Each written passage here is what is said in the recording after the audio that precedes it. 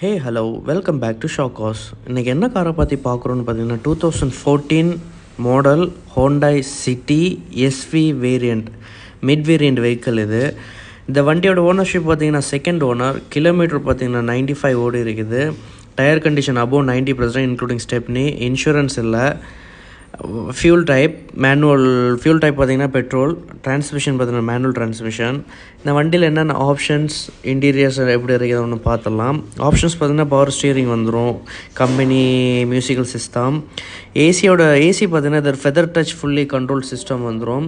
Central lock with keys, dual air bag, எந்த ஒரு replacement இல்லை. 100% பாடி லைன் உள்ள ஒரு பக்கா வெஹிக்கல் இது.